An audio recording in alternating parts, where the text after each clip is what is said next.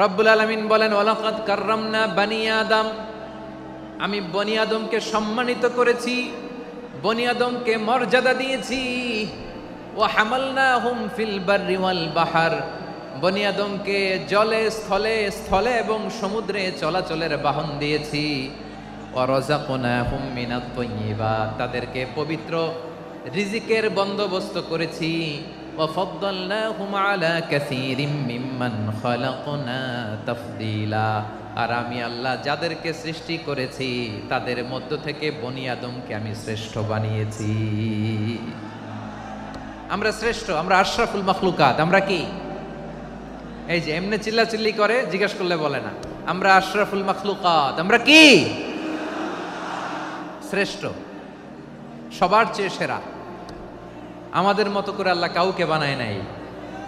দুই পায়ে ভর করে শির দ্বারা এরকম স্ট্যান্ড রেখে মাথা উঁচু করে দাঁড়াতে পারে এরকম কোন প্রাণী পৃথিবীতে আছে? এজন্য আল্লাহ বলেন, ওয়ালাকাদ কাররামনা বানি আদম, আমি বনি আদমকে সম্মানিত করেছি, তাদেরকে আমি মর্যাদা দিয়েছি। তাদেরকে আমি যত মর্যাদা দিয়েছি আমার কোন সৃষ্টিকে এত মর্যাদা দেই নাই। পড়েন সুবহানাল্লাহ। I have dignified the status of the sons of Adam. আদমের সব সন্তানের মর্যাদা আমি বাড়িয়েছি। আল্লাহ এখানে বলেননি ওয়ালাকাদ কাররামনাল মুমিনিন, আমি মুমিনের মর্যাদা বাড়িয়েছি, বলেছেন?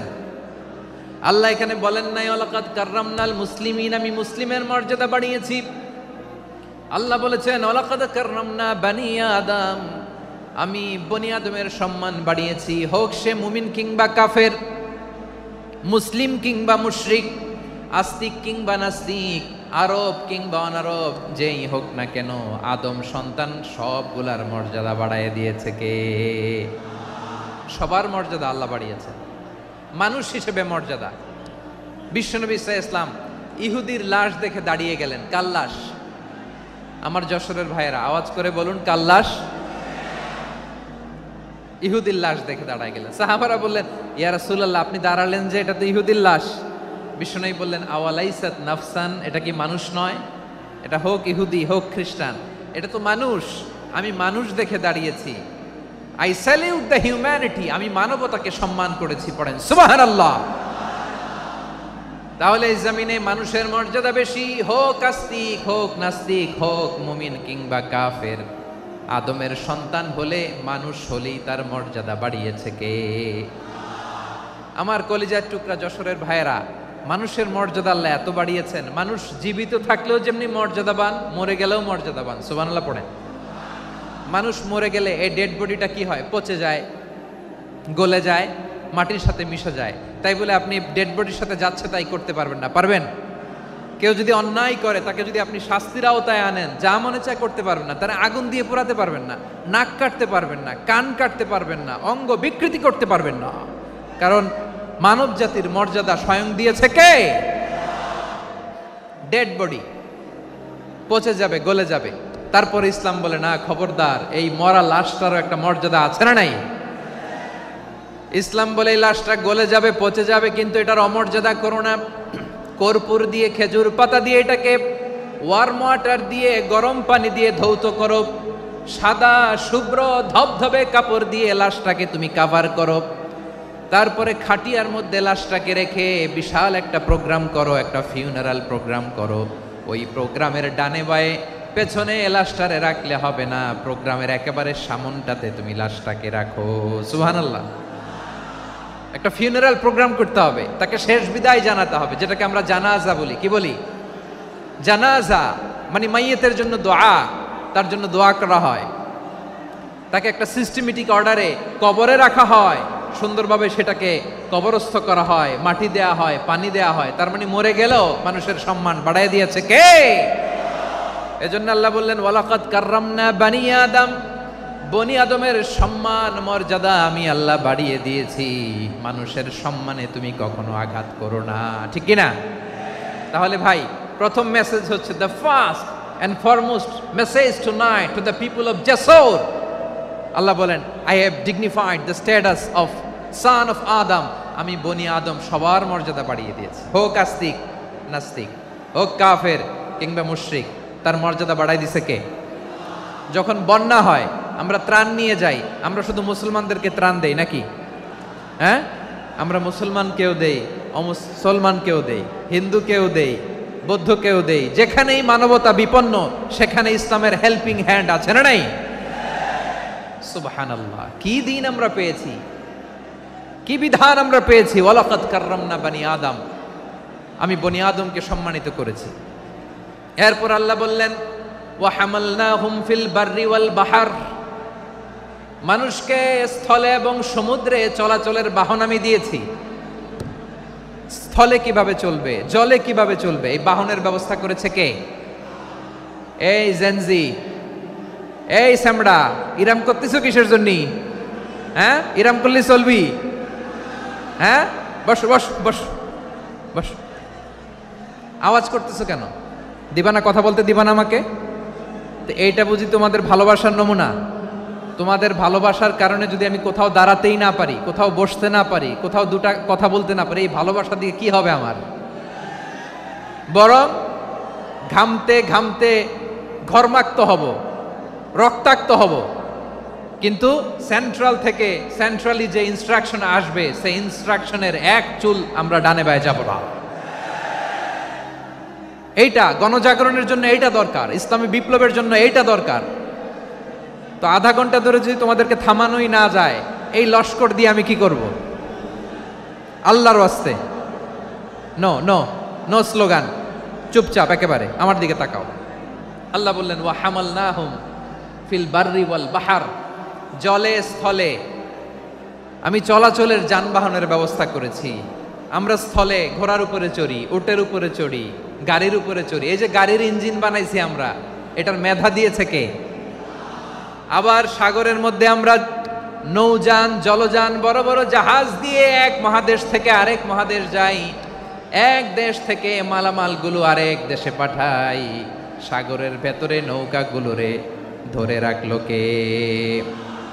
ওয়াল ফুলকিল্লাতি তাজরি ফিল বাহরি বিমা ইয়ানফাউন নাস, মানুষের উপকার আছে এরকম সরঞ্জামাদি নিয়ে সাগরের উপরে বিশাল বিশাল জলযানগুলো চলে। এগুলো ডুবে যায় না, কাত হয়ে যায় না, পড়ে যায় না। এগুলোকে স্থিতিস্থাপকতাকে ঠিক করে রাখলো কে? আপনারা জাহাজ দেখেছেন? জাহাজ, হ্যাঁ, বাড়ি চট্টগ্রাম হইলে দেখতে পারতেন। দেখছেন? বিশাল বিশাল জাহাজ, বিশাল জাহাজ মালামাল নিয়ে এক মহাদেশ থেকে আরেক মহাদেশে যায়। গত মাসে আমার জাপান সফর ছিল। এই যে বাংলাদেশে যে গাড়িগুলো চালান, বেশিরভাগ গাড়ি আসে কিন্তু জাপান থেকে। হাজার হাজার গাড়ি একটা জাহাজ বহন করতে পারে, হাজার হাজার গাড়ি। এটাতে সাগরের মধ্যে ভাসাইলো কে? সবাই বলুন, ভাসালো কে? হাজার হাজার গাড়ি নিয়ে জাপানিজ গাড়িগুলো আমাদের চট্টগ্রামের এয়ারপোর্টের বন্দরে ভিড়ে। যুক্তরাষ্ট্রে আমি দেখেছি বিশাল বিশাল জাহাজ। আপনারা টাইটানিক জাহাজের নাম শুনেছেন? টাইটানিকেরও 8 গুণ 10 গুণ বড়। সুবহানাল্লাহ কইবেন না?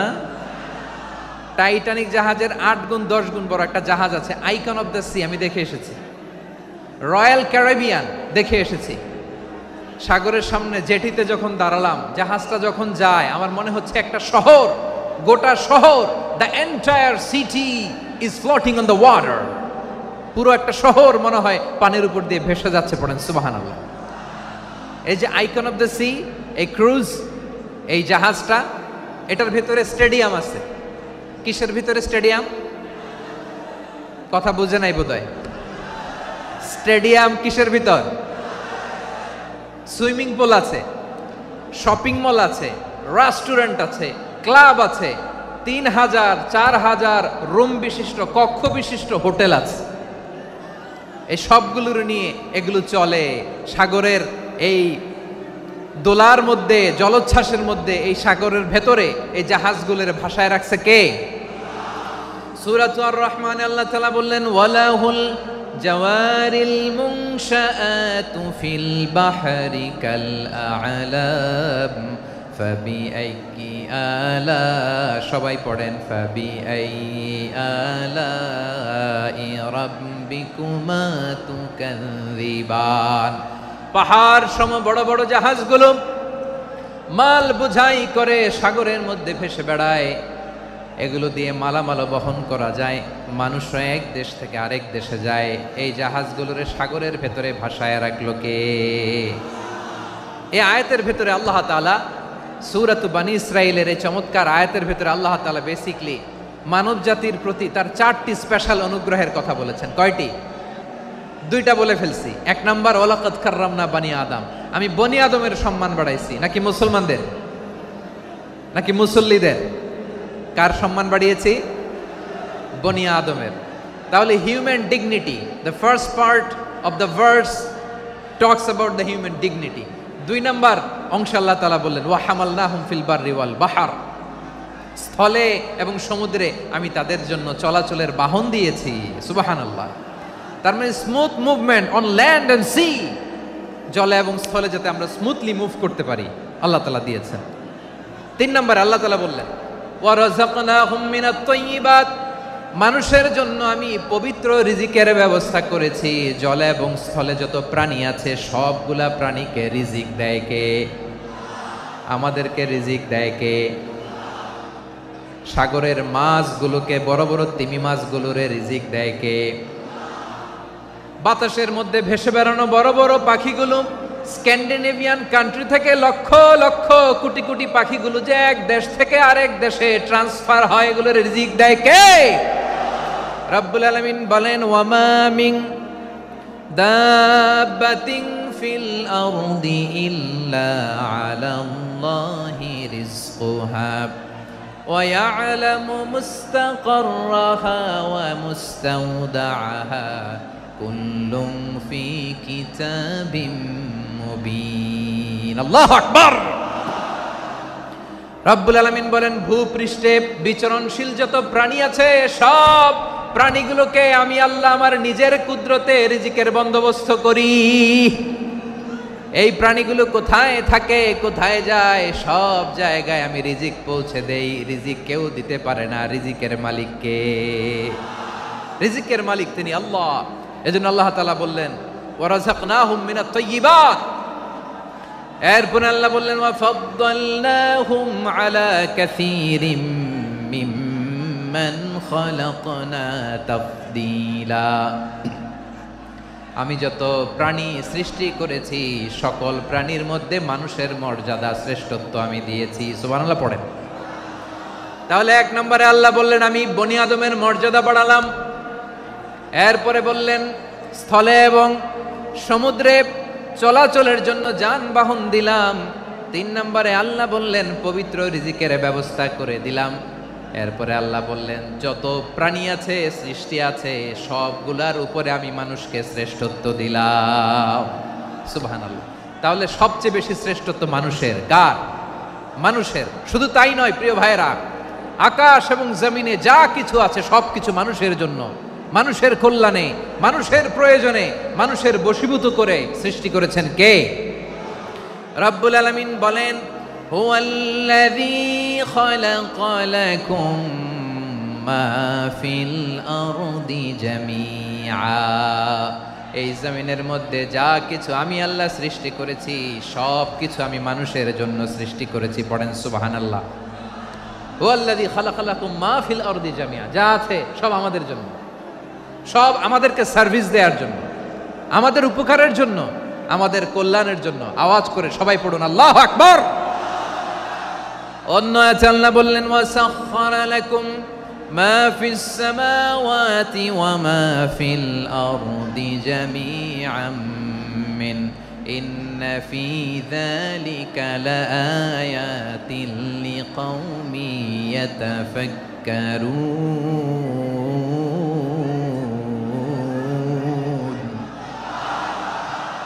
প্রথমে আয়াতে আল্লাহ বললেন জমিনে যা আছে সব তোমাদের কল্যাণে আমি সৃষ্টি করলাম। এরপরে আল্লাহ বললেন আকাশেও যা আছে সব তোমাদের জন্য সৃষ্টি করলাম, তোমাদের অনুগত বানায় দিলাম। পড়েন সুবহানাল্লাহ। মানুষের কি ব্রেইন দেখেন, মানুষ জমিন ছেড়ে আকাশে চলে যায়। পাখি দেখে মানুষের শখ হলো পাখি যেহেতু উঠতে পারে আমরাও পারবো। অরবিল রাইট, উইলবার রাইট, 2 ভাই মিলে আঁকাঝোঁকা করতে করতে করতে করতে প্লেন বানায় ফেললো। কোন সুবহানাল্লাহ। এখন পাখিও ওরে, আমরাও ওরি। এরপরেই মানুষের কৌতূহল থামে না এখানে। মানুষ চলে গিয়েছে চাঁদে। কোথায় গেছে? এখন কিন্তু চাঁদে জমি বিক্রি হয় জানেন। পৃথিবী নিয়ে মারামারি শেষ, রাশিয়া আমেরিকা এখন ধরছে চাঁদ আর মঙ্গল গ্রহ। এখন চাঁদে জমি বিক্রি হয়, মঙ্গলে জমি বিক্রি হয়। এই চাঁদ, মঙ্গল, বৃহস্পতি, শনি সব আল্লাহ তাআলা আমাদের জন্য বানিয়েছেন। সুবহানাল্লাহ পড়েন।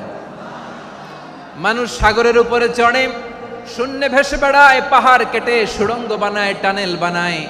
মানুষ ব্রডব্যান্ডের লাইন নিয়ে যায় সাগরের ভেতর দিয়ে, এক দেশ থেকে আরেক দেশে, এক মহাদেশ থেকে আরেক মহাদেশে। সুবহানাল্লাহ পড়েন। তার মানে গোটা বিশ্বের সব কিছুর উপরে control, superiority over all creatures, সব কিছুর উপর কন্ট্রোল, মনিটরিং, নিয়ন্ত্রণ, এটা প্রতিষ্ঠা করে দিয়েছে কে? এজন্যই মানুষের শ্রেষ্ঠত্ব। ওয়ালাকাদ কাররামনা বানি আদম, আমি বনি আদমের সম্মান বাড়িয়েছি, মর্যাদা আমি বাড়িয়ে দিয়েছি এই কারণে, কারণ মানুষ সব কিছুর উপর নিয়ন্ত্রণ নিতে পারে। মানুষকে নিয়ে এই কোরআনের সব আলোচনা, মানুষকে নিয়ে এই কোরআনের সব। তাই কোরআনের কেন্দ্রীয় আলোচ্য বিষয় হচ্ছে মানুষ। কোরআনের কেন্দ্রীয় আলোচ্য বিষয় কি? যশোরের ভাইয়েরা বুঝে থাকলে সবাই বলবেন, কোরআনের কেন্দ্রীয় আলোচ্য বিষয় কি? এই যে আমি মূল আলোচনায় যাচ্ছি এখন। কেন মানুষ কোরআনের কেন্দ্রীয় আলোচ্য বিষয়? যশোর, আওয়াজ করে বলো, কোরআনের কেন্দ্রীয় আলোচ্য বিষয় কি? মানুষ। এই মানুষ কোরআনের কেন্দ্রীয় আলোচ্য বিষয়। মানুষকে আল্লাহ স্বাধীনতা দিয়েছেন। ফামান শাআ ফালইউমিন ওয়া মান শাআ ফালইয়াকফুর। চাইলে মুমিন হতে পারো, চাইলে কাফের হতে পারো, তোমার ইচ্ছা। তবে জেনে রাখো, মুমিন হলে পাবা জান্নাত, কাফির হলে পাবা জাহান্নাম। নাও দ্য ডিসিশন ইজ ইয়ার্স। সিদ্ধান্ত তোমার, জান্নাতে যাবা না জাহান্নামে যাবা। যশোরের ভাইয়েরা আওয়াজ করে বলুন, কই যেতে চান, জান্নাতে না জাহান্নামে?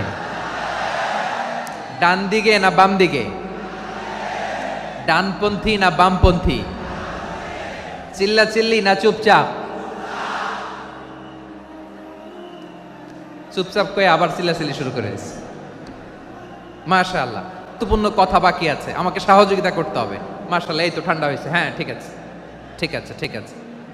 মানুষকে আল্লাহ এত স্বাধীনতা দিয়েছেন, মানুষ চাইলে অনেক ভালো হইতে পারে। ভালোর রাস্তাও খোলা, খারাপ হওয়ার রাস্তাও খোলা। ভালো হইলে মানুষ অনেক ভালো, খারাপ হইলে অনেক খারাপ। ভালো হইলে সবচেয়ে ভালো, খারাপ হইলে সবচেয়ে খারাপ।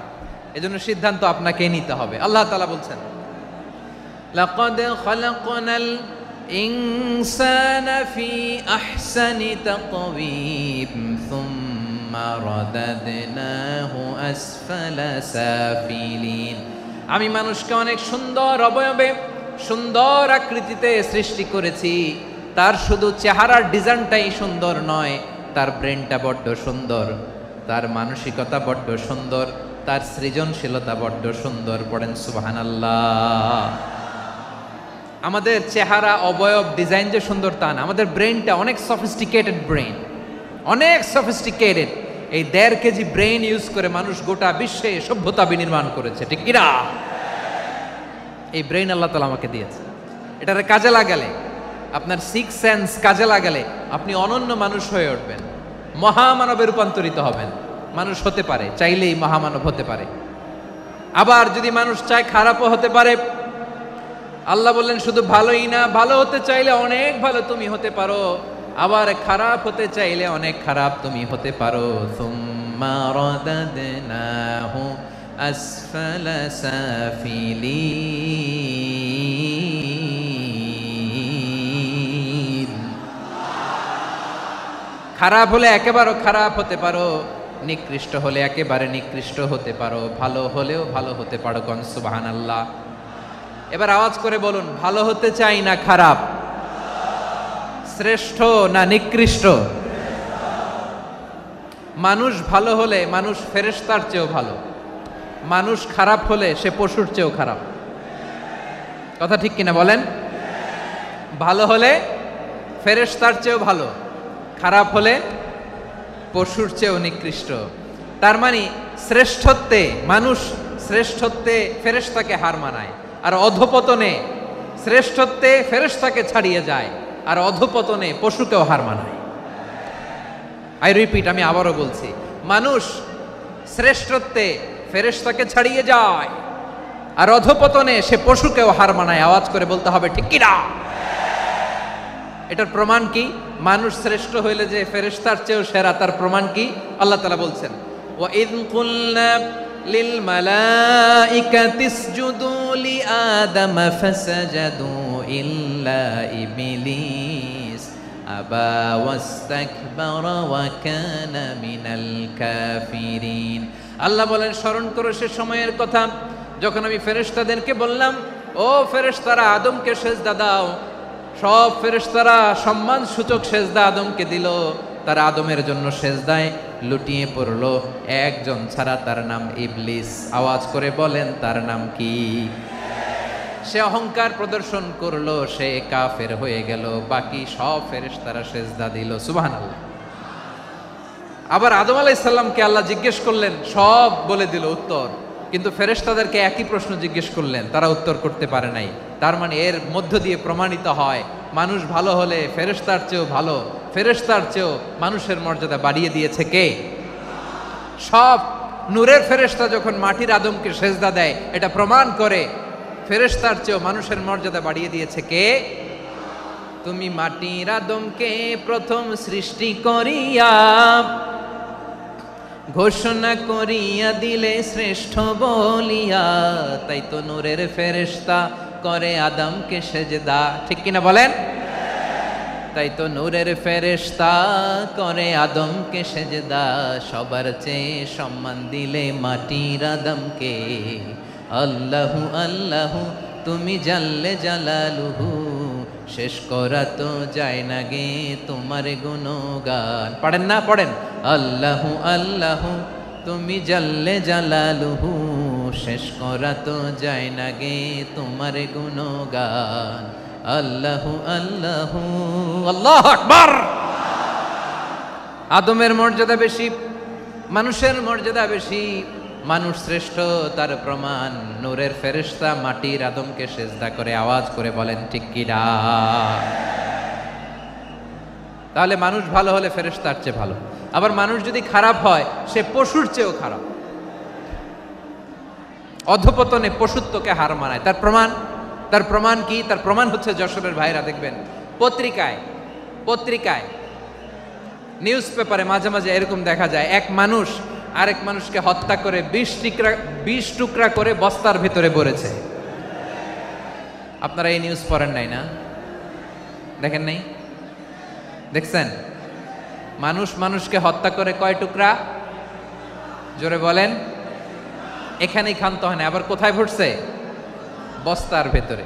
আচ্ছা, বুঝে থাকলে আওয়াজ করে বলেন, কোনদিন শুনছেন একটা হাতি আর একটা হাতিকে হত্যা করে 20 টুকরা করছে, এরপরে বস্তার ভিতরে ভরছে? হইছে? তাহলে দেখেন, মানুষ যদি খারাপ হয় সে পশুকেও হার মানায়। চিল্লায় বলো ঠিক কিনা?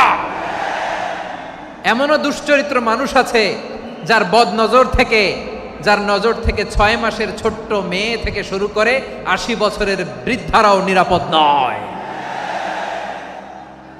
পশুকেও হার মানে। মানুষের ঘর জ্বালিয়ে পুড়ে মেসাকার করে দেয়, জনপদের পর জনপদ জ্বালায় দেয়। এরকম আছে না নাই?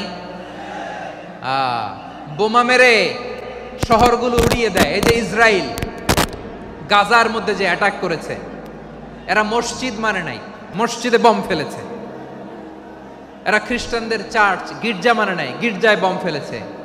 পৃথিবীর ইতিহাসে never happened in the history of the world that someone bombed on a hospital, on a ICU center. এমন হাসপাতাল যেখানে আইসিইউর রোগীরা আছে, ওই হাসপাতালের উপরও ইসরায়েলি সৈনিকেরা বোমা মেরেছে। জোরে বলেন ঠিক কিনা? এরা মানুষ? আওয়াজ করে বলেন, এরা মানুষ না। প্রিয় ভাইয়েরা, চোখ কান নাক মুখ থাকলেই মানুষ না। যা সামনে দেখেন এগুলো সব মানুষ না, এগুলো জনসংখ্যা। এগুলো কি? সবাই বলুন, এগুলো কি? বাড়ছে জনসংখ্যা, কমছে মানুষ। বাড়ছে জনসংখ্যা, কমছে। এই দুনিয়া এখন তো আর সেই দুনিয়া নাই, মানুষ নামের মানুষ আছে, দুনিয়া বোঝাই। সেই মানুষের ভিড়ে আমার আসল মানুষ নাই, ঠিক কিনা? আসল মানুষের বড্ড অভাব, আসল মানুষের বড্ড অভাব। আমার ভাইয়েরা, মানুষ খারাপ হলে পশুকেও হার মানায়। আচ্ছা, আওয়াজ করে বলেন, এই যশোরের ছেলেরা এদিক তাকাও, আওয়াজ করে বলো, যে ইসরায়েলি সোলজাররা উপর থেকে বোমা মারলো তারাও মানুষ, তারাও কি? ওরাও রক্তে মাংসে মানুষ, ওদেরও পরিবার আছে। বোমা মেরে যেই মেয়েটাকে তারা অনাথ বানায়, ইয়াতিম বানায়, ও কিন্তু বাসায় ওর মেয়েটাকে রেখে আসছে, ঠিক কিনা বলেন? বম্বিং করে যে বাবাকে মেরে, স্বামীকে মেরে স্ত্রীকে বিধবা বানায়, তারও ঘরে স্ত্রী আছে। উপর থেকে বম মেরে মানুষ মেরে দিচ্ছে, তারাও মানুষ। 1945 সালের 6ই আগস্ট আমেরিকান সোলজাররা হিরোশিমায় বম মেরেছে। আমি নিজে দেখে এসেছি জাপানের হিরোশিমাতে। সকাল 8:15 মানুষ কেউ অফিসে যাচ্ছিল, কেউ খেতে খামারে কাজ করতে যাচ্ছিল। লিটল বয় নামে একটা বোম মেরেছে তারা। এই বোমের আঘাতে, পারমাণবিক এই বোমার রেডিয়েশনে আঘাতে, বোম ব্লাস্ট হওয়ার পরে মুহূর্তের মধ্যে 1,40,000 নাই। উপর থেকে যারা মারতেছে এরাও মানুষ, যাদেরকে মারলো তারাও। তার মানে মানুষে মানুষে পার্থক্য আছে না? নেই? মানুষে মানুষে পার্থক্য আছে। নাক কান চোখ মুখ থাকলেই মানুষ নয়। বাড়ছে জনসংখ্যা, কমছে মানুষ, চিল্লায় বলো ঠিক কিনা? তাহলে আমরা বুঝলাম মানুষ ভালো হলে অনেক ভালো, খারাপ হলে অনেক খারাপ। ও আমার কলিজার টুকরা যশোরের ভাইয়েরা, আসুন না 3 দিন ব্যাপী এই তাফসিরুল কোরআনের ঐতিহাসিক প্রোগ্রাম থেকে আমরা সিদ্ধান্ত নেই, আমরা ভালো মানুষ হব নাকি খারাপ মানুষ হব। কলিজা থেকে, প্রাণ থেকে আওয়াজ করে সবাই বলুন, ভালো মানুষ নাকি খারাপ মানুষ? ভালো মানুষ হইতে হবে। ভালো মানুষ যারা জগৎটাকে এনলাইটেন করবে, যারা এনলাইটেন করবে, যারা সত্যের বীর সেনানী হয়ে দাঁড়াবে, যারা সত্যের পক্ষে কথা বলবে, যারা জালিমের মসনদকে ভেঙে খান খান করে দেবে, এরকম হওয়ার দরকার আছে না নাই? এরকম ভালো মানুষ আমরা হতে চাই কি চাই না? মানুষকে যত্ন নিলে মানুষ যে কত ভালো হয় আপনি কল্পনাও করতে পারবেন না। এই যে আপনাদের যশোরে যে ভালো ছেলেগুলো আছে, যে ভালো তরুণগুলো আছে, যে যুবকগুলো আছে, যে ভালো আলেমরা আছে, ভালো নেতারা আছে, সবাই যদি তাদের মতো হতো, পুরো যশোরটা একটা জান্নাতের টুকরা হয়ে যেত। আওয়াজ করে বলেন ঠিক কিনা? মানুষকে নার্চারিং করলে, মানুষকে পলিশ করলে, মানুষকে গ্রুমিং করলে, মানুষকে সঠিক তারবিয়া দিলে মানুষ অনন্য হয়ে ওঠে। প্রতিটি মানুষ অনন্য। আমি অনন্য, আপনি অনন্য, আমরা সবাই অনন্য। সুবহানাল্লাহ বলেন। মানুষকে আল্লাহ তাআলা দিয়েছেন অসীম ক্ষমতা, অসীম ক্ষমতা। সুবহানাল্লাহ। একটা মানুষ পারে না এমন কিছু নাই, একটা মানুষ পারে না এমন কিছু নাই। বিশ্বাস করতে হবে, মানুষ যা কল্পনা করতে পারে ওইটা মানুষ করে দেখাতে পারে। যশোরের ভাইয়ের, আই রিপিট, আমি আবারও বলছি, এই চিল্লাচিল্লি করলে আমার এই গুরুত্বপূর্ণ কথা তোমরা মিস করবা, মিস করবা। কপাল পড়া হয়েও না, আওয়াজ করে কপাল পড়া হবে না। আমার দিকে তাকাও। মানুষ, মানুষ যা কল্পনা করতে পারে সেটা মানুষ করে দেখাতে পারে। তুমি তোমার কল্পনার রাজ্যকে সাজাও, তোমাকে হারাতে পারে এমন কোন শক্তি আল্লাহর জমিনে নাই। তোমার কি শক্তি, কি সম্ভাবনা তুমি জানোই না মিয়া। তুমি এদিকে তাকাও কেন? তোমার রাস্তা তো ওই দূরে। তুমি কোথায় যাবে, আল্লাহ তোমার টেনে কোথায় নিয়ে যাবে তুমি কিছুই জানো না। Plan big, dream big. কল্পনার শক্তিকে বড় করো। মানুষ যা কল্পনা করতে পারে মানুষ তা করে দেখাতে পারে। মানুষের কাছে অসাধ্য কিছু নাই মৃত্যু ছাড়া, অ্যাকসেপ্ট ডেথ। মৃত্যু ছাড়া মানুষ সবকিছুকে জয় করতে পারে। মৃত্যু ছাড়া যে কোনো অসাধ্যকে সাধন করার ক্ষমতা মানুষকে দিয়ে দিয়েছে কে? হারার জন্য তোমার জন্মই হয় নাই, তোমার জন্ম হয়েছে জিতার জন্য, বিজয়ের জন্য তোমার জন্ম। মানুষের শুরুটাই হয় বিজয় দিয়ে। যশোর, আওয়াজ করে বলো, মানুষের শুরু হয় কি দিয়ে? আমরা যখন আমার পিতার পৃষ্ঠদেশে ছিলাম, পিতার পৃষ্ঠদেশ থেকে শুক্রাণু যখন মায়ের গর্ভদেশে যেয়ে পড়ে, কতটা শুক্রাণু ভ্রমণ শুরু করে জানো? 20 কোটি শুক্রাণু। একবার সিমেন আউট হলে সেখানে 20 কোটি শুক্রাণু থাকে, ভ্রমণ শুরু করে। ওই 20 কোটি শুক্রাণুর মধ্য থেকে তুমি আমি আজকে এক বিকশিত শুক্রাণু মানব রূপে পৃথিবীতে এসেছি। সুবহানাল্লাহ। ওই 20 কোটি শুক্রাণুর প্রতিযোগিতায় সবাইরে পেছনে ফেলে সেদিন আমি সফল হয়েছিলাম, সেদিন আমি বিজয়ী হয়েছিলাম। সেদিন আমি এত ছোট ছিলাম, মাইক্রোস্কোপ দিয়েও আমার অস্তিত্ব টের পাওয়া যায় না। আমি এত তুচ্ছ ছিলাম, নগণ্য ছিলাম। আমার কান ছিল না, আমার চোখ ছিল না, আমার হাত ছিল না, আমার জন্য রিকমেন্ডেশন করার মতো মামু ছিল না, খালা ছিল না, কেউ ছিল না। তারপরেও ওই প্রতিযোগিতায়, ওই কম্পিটিশনে যখন আমারে কেউ হারাতে পারে নাই, আল্লাহর জমিনেও আমারে কেউ হারাতে পারে না। হারার জন্য তোমার জন্মই হয় নাই, তুমি আসছই জিতার জন্য। সুবহানাল্লাহ। বিশ্বনবী বলেন, আন্নাসু মাআদিন কামাআদিনি যাহাবি ওয়াল ফিদ্দা খিয়ারুহুম ফিল জাহিলিয়াতি খিয়ারুহুম ফিল ইসলাম। Peoples are like mines of gold and silver. সোনার খনি, রূপার খনি, এর চেয়েও বড় খনি হচ্ছে এই মানব সম্পদের খনি। আওয়াজ করে বলেন আল্লাহু আকবার। আল্লাহ তাআলা এই সম্পদ আমাদেরকে দিয়েছে। বিশ্বনবী বলেন, মানুষ হচ্ছে খনির মতো। খিয়ারুহুম ফিল জাহিলিয়াতি খিয়ারুহুম ফিল ইসলাম। জাহিলি যুগে যারা সেরা, ইসলামেও তারা সেরা। ইদা ফাকুহু, যদি তারা বুঝবান হয় তাহলে তাদেরকে সেরা বানায় দিবে কে? তাহলে মানুষের চেয়ে সেরা কেউ হতে পারে? মানুষের চেয়ে অনন্য কেউ হতে পারে? মানুষকে কেউ হারাতে পারে? আওয়াজ করে বলো, তোমাকে কেউ হারাতে পারবে? এই সাহস জাগছে আজকের আলোচনা থেকে। আমি তুমি অনন্য, আমাকে তোমাকে হারায় দেওয়া এত সহজ না, ঠিক কিনা? একটা কথা জীবনের সাথে সেট করে নিতে হবে, আমি জিতি নয় শিখি, আমি কখনো হারি না। জীবনের সাথে সেট করে নাও, জেনজি অফ জেসর, আমি কখনো হারি না, আমি হয় জিতি নয় শিখি। চিল্লায় বলো ঠিক কিনা? আমি কখনো হারি না, আমার হারানো এত সোজা না। কি সাহস জাগছে? বুকে সাহস জাগছে? তাকবীর পড়ো, লিল্লাহে তাকবীর। তাহলে বিশ্বনবী বলেন, নাসু মাআদিন, মানুষ হচ্ছে খনি। এই ধাক্কা ধাক্কি আমি জানি এগুলো ভালোবাসার ধাক্কা ধাক্কি, এজন্য আমি সহ্য করে নেই। এগুলো যে ভালোবাসার ধাক্কা ধাক্কি এটা আমরা বুঝি। পৃথিবীর কোন আইন, সিকিউরিটি প্রটোকল দিয়ে এটারে মানানো যাবে না, কারণ এটা তো ভালোবাসা, লাভ। লাভ কোনো আইন কানুন দিয়ে বাধা যায় না, মানানো যায় না, ঠিক কিনা বলো? আল্লাহ তাআলা বলছেন, আলাম তারা আন্নাল্লাহা ইউসাব্বিহু লাহু মান ফিস সামাওয়াতি ওয়াল আরদ। হে নবী, তুমি কি দেখো না আকাশ জমিনে যা কিছু আছে সবকিছু আল্লাহ তাআলার জন্য তাসবিহ পড়ে,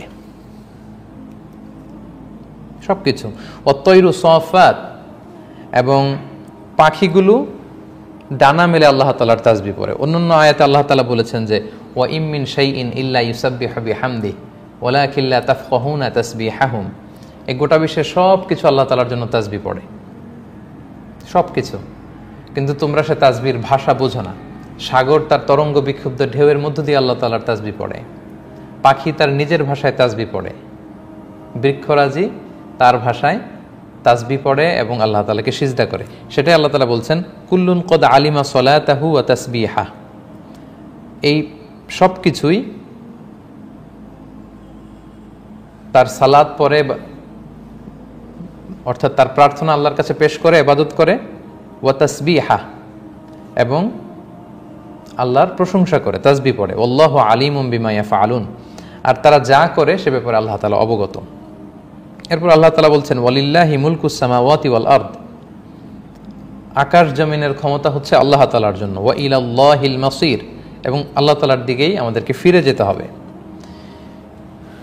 এরপরে 45 নম্বর আয়াতে, 43 নম্বর আয়াতে আল্লাহ তাআলা বলছেন, আলাম তারা আন্নাল্লাহা ইউসজি সাহাবান। হে নবী, তুমি কি দেখো না যে আল্লাহ তাআলা কিভাবে মেঘকে চালনা করে? আমরা আকাশে মেঘকে ভেসে বেড়াতে দেখি, আল্লাহ তাআলা কিন্তু এগুলোকে সঞ্চালন করে যেখানে নেওয়া দরকার সেখানে নিয়ে যায়। সুম্মা ইউআল্লিফু বাইনাহু, এরপরে আল্লাহ তাআলা এই মেঘগুলোকে একত্রিত করে, এই মেঘগুলোকে আল্লাহ তাআলা একত্রিত করেন। সুম্মা ইয়াজআলুহু রুকামান, এরপর এগুলোকে ঘনীভূত করেন, পুঞ্জীভূত করেন। ফাতারাল ওয়াদকা ইয়াখরুজু মিন খিলালি, নবী হে আপনি দেখবেন যে বৃষ্টি বারিধারা নেমে আসে এই মেঘের মধ্য থেকে। ওয়ায়ুনাজ্জিলু মিনাস সামাই মিন জিবাল ফিহা মিন বারাদ, এরপর আল্লাহ তাআলা পাহাড়ের আকৃতির মেঘ থেকে তিনি বৃষ্টি নাজিল করেন, সেখান থেকে শিলা নাজিল করেন, শিলাপাত হয় পৃথিবীতে। ফায়ুসিবু বিহি মান ইয়াশা, তিনি যাকে চান তাদের উপর এই শিলা নিক্ষেপ করেন। ওয়াইয়াসরিফুহু আম্মান ইয়াশা, এবং যাদেরকে বাঁচাতে চান তাদের থেকে শিলাবৃষ্টি সরিয়ে নেন। ইয়াকাদু সানা বারকিহি ইয়াযহাবু বিল আবসার, এবং মাঝে মাঝে মেঘে মেঘে ঘর্ষণ লেগে এমন বিদ্যুতের ঝলকানি হয়, এই বিদ্যুতের ঝলকানি দেখে মনে হবে যে এটা দৃষ্টিশক্তি কেড়ে নিবে। প্রায় কিন্তু এরকম হয়, প্রচণ্ড বৃষ্টির মধ্যে যখন মেঘে মেঘে ঘর্ষণের ফলে বিদ্যুতের ঝলকানি হয়, তখন মনে হয় যে আমার দৃষ্টিশক্তি এটা কেড়ে নিবে। সো এই দুটি আয়াতে আল্লাহ তাআলা কিভাবে বৃষ্টি আকাশ থেকে নেমে আসে, সাগরের পানিতে সূর্যের কিরণ লেগে এ পানি বাষ্প হয়ে ভ্যাপারাইজেশন হয়ে উপরে যায়, উপরে যেয়ে কীভাবে এটাকে আল্লাহ তাআলা একত্রিত করেন। আল্লাহ তাআলা বললেন সুম্মা ইউআল্লিফু, এগুলোকে একত্রিত করেন বাইনাহু, এগুলোর মধ্যে। সুম্মা ইয়াজআলহু রুকামান, এরপর এগুলোকে পুঞ্জীভূত করেন, ঘনীভূত করেন, এবং এগুলো মেঘ হয়, আর মেঘ থেকে বৃষ্টি বা বারিধারা পৃথিবীতে নেমে আসে। এবং আকাশের মধ্যে বিশাল বিশাল মেঘখণ্ডকে আল্লাহ তাআলা পাহাড়ের সাথে তুলনা করেছেন। আমরা যখন মেঘ যে ভেসে বেড়ায় আকাশে, আমরা যদি তাকাই আমরা দেখব যে বিশাল বিশাল মেঘ, মনে হচ্ছে যেন বিশাল বিশাল পাহাড়, সাদা তুলার পাহাড়ের মতো মনে হয়। আল্লাহ বলেন সেখান থেকে আমি শিলাবৃষ্টি নাজিল করি। মাঝে মাঝে কিন্তু বৃষ্টির সাথে ছোট ছোট বরফখণ্ড আকাশ থেকে জামিনে নেমে আসে, এটাকে বলে শিলা। তো এই শিলাটা আল্লাহ বলেন আমি যে এলাকায় চাই ওখানে দেই, আবার যাদেরকে এই শিলার আঘাত থেকে বাঁচাতে চাই ওখান থেকে আমি হাঁকিয়ে এটা অন্য জায়গায় নিয়ে নিই। সো এই যে মেকানিজম, এটাকে বলে হাইড্রোলজিক সাইকেল বা ওয়াটার সাইকেল কিংবা পানিচক্র, এই পানিচক্রের এই মেকানিজম, এই কর্মকৌশল খেয়াল করলেই বোঝা যায় যে একজন ক্রিয়েটর থাকতে হবে, একজন মহাকৌশলী থাকতে হবে, একজন মহানিয়ন্ত্রক থাকতে হবে যিনি অনেক দূর থেকে এগুলো নিয়ন্ত্রণ করেন। তারপর তার আগের আয়াতে যে আল্লাহ তাআলা বলেছেন ওয়াত্তাইরু সাফাত, পাখিগুলো সারিবদ্ধভাবে ডানা মেলে তারা চলতে থাকে। পাখির যে এই ফ্লাইং মেকানিজম, এটা দেখলেও কিন্তু বোঝা যায় যে একজন স্রষ্টা আছেন, সামওয়ান ইজ কন্ট্রোলিং এভরিথিং, একজন সব কিছু নিয়ন্ত্রণ করছেন, মহানিয়ন্ত্রক, মহাব্যবস্থাপক বলে একজন আছেন। তো এই আয়াতগুলোর মধ্যে দিয়ে বেসিক্যালি আল্লাহ তাআলা তার নিজের পরিচয় দিচ্ছেন। তারপর আল্লাহ তাআলা বলছেন ইউকাল্লিবুল্লাহুল লাইলা ওয়ান নাহার, আল্লাহ রাতকে এবং দিনকে পরিবর্তন করেন। আগে রাত আসে, তারপর দিন আসে, দিন শেষে আবার রাত আসে, এই যে টার্ন বাই টার্ন এটা আসতে থাকে। ইন্না ফি যালিকা লাইব্রাতাল লিউলিল আবসার, নিশ্চয় এর মধ্যে চক্ষুষ্মানদের জন্য, দৃষ্টিসম্পন্ন লোকদের জন্য নিদর্শন রয়েছে। অর্থাৎ দিবারাত্রির পরিবর্তন, তারপর কিভাবে পানি বাষ্প হয়ে আকাশে মেঘমালা তৈরি হয়, সেখান থেকে বৃষ্টি হয়, এই যে হাইড্রোলজিক্যাল সাইকেল বা ওয়াটার সাইকেল, এখানে মানুষের জন্য নিদর্শন আছে।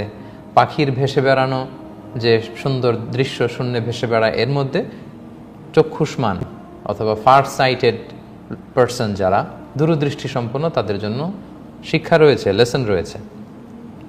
এরপর আল্লাহ তাআলা বলছেন ওয়াল্লাহু খালাকা কুল্লা দাব্বাতিন মিম্মা, পৃথিবীতে যত দাব্বা মানে মা ইয়াদুব্বু আলাল আরদ, যেগুলো পৃথিবীতে হাঁটে, চলে, বিচরণ করে, পৃথিবীর সমস্ত বিচরণশীল প্রাণীকে আল্লাহ তাআলা পানি থেকে তৈরি করেছেন। মিম্মা ফামিনহুম মান ইয়ামশি আলা বাতনি, তো এই প্রাণীগুলো তিন ভাগে বিভক্ত। আল্লাহ তাআলা এখানে বলছেন যে কিছু প্রাণী আছে যেগুলো বুকের উপরে চলে, ইয়ামশি আলা বাতনি, বুকের উপর ভর করে চলে, যেগুলোকে বাংলা আমরা সরীসৃপ বলি বা র্যাপটাইলস বলি, যেমন সাপ, যেমন কুমির, এই প্রাণীগুলো কিন্তু বুকের উপর ভর করে তারা চলে।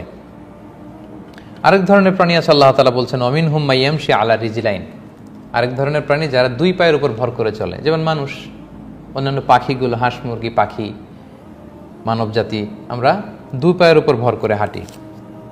তিন নম্বর হচ্ছে আল্লাহ তাআলা বলছেন ওয়ামিনহুম মান ইয়ামশি আলা আরবা, আর কিছু প্রাণী আছে যারা চতুষ্পদ, চার পায়ের উপর ভর দিয়ে হাঁটে, যেমন অন্যান্য সকল প্রাণীগুলো, গরু, ছাগল, বাঘ, মহিষ, এই প্রাণীগুলো কিন্তু চার পায়ের।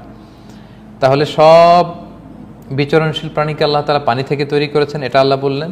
অন্য এক আয়াতে আল্লাহ তাআলা বলেছেন যে ওয়াজআলনা মিনাল মাই কুল্লা শাইইন হাই, এখানে বলেছেন ওয়াল্লাহু খালাকা কুল্লা দাব্বাতিন মিম্মা, সব বিচরণশীল প্রাণীকে আল্লাহ তাআলা পানি থেকে তৈরি করেছেন। আরেক আয়াতে আল্লাহ তাআলা বলেছেন ওয়াজআলনা মিনাল মাই কুল্লা শাইইন হাই, আমি লিভিং যত ক্রিয়েচার আছে সব কিছু পানি থেকে আমি তৈরি করেছি। এবং আধুনিক বিজ্ঞানও কিন্তু এটাই বলছে, তারা বলছে পৃথিবীতে প্রথম যে প্রাণের সঞ্চার হয়েছে সেটার নাম দিয়েছে তারা amoeba. It's an unicellular organism in the world. পৃথিবীর সর্বপ্রথম দ্য ফার্স্ট ইউনিসেলার অর্গানিজম, একটা সেল নিয়ে একটা প্রাণ, অ্যামিবা। তারা বলেছে পৃথিবীতে প্রথম প্রাণ বলতে এই অ্যামিবার সন্ধান পাওয়া যায়, তারপরে জুপ্লাঙ্কটন, ফাইটোপ্লাঙ্কটন, ব্যাকটেরিয়া প্লাঙ্কটন এগুলো পৃথিবীতে এসেছে। তো কোরআনের এই স্টেটমেন্টের সাথে কিন্তু বিজ্ঞানের ফাইন্ডিংস মিলে যায় যে পানি থেকে পৃথিবীর সকল প্রাণের সঞ্চার, পানি থেকে পৃথিবীর সকল প্রাণ এসেছে। এবং এই বিচরণশীল প্রাণীগুলোকে আল্লাহ তাআলা বলেন কিছু দুই পায়ে চলে, সরীসৃপ রেপটাইলস, কিছু চলে বুকের উপর ভর দিয়ে, আর কিছু চার পায়ের উপর ভর দিয়ে। এরপর আল্লাহ তাআলা বললেন ইয়াখলুকুল্লাহু মা ইয়াশা, আল্লাহ যেমন চান তেমন সৃষ্টি করেন। অর্থাৎ এগুলো ছাড়াও আরও অনেক ধরনের প্রাণী আছে, অনেক ধরনের প্রাণী। যেমন মাকড়সার কথা যদি বলি, এটার কিন্তু 2 পা 4 পাও না, বুক দিয়েও হাঁটে না, এটার 8 পা। আমরা যদি কাঁকড়ার কথা বলি অনেক পা। আবার এমনও কিছু যোগ টাইপের প্রাণীও আমরা দেখি যেগুলোর অনেকগুলো পা থাকে। তো আল্লাহ তাআলা বললেন যে ইয়াখলুকুল্লাহু মা ইয়াশা, আল্লাহ যেমন চান এরকম অনেক অদ্ভুত অদ্ভুত সৃষ্টি কিন্তু পৃথিবীতে রেখেছেন। আমরা যদি সি ওয়ার্ল্ডের কথা বলি, আপনি যদি কোনো বড় অ্যাকুরিয়াম ভিজিট করতে যান, বিভিন্ন দেশে এগুলো দেখা যায়। পানির নিচে এমন এমন কিছু প্রাণী আছে যেগুলো আপনি সচরাচর দেখেন না, অর্থাৎ এগুলো মৎস্যকুলের অন্তর্ভুক্ত।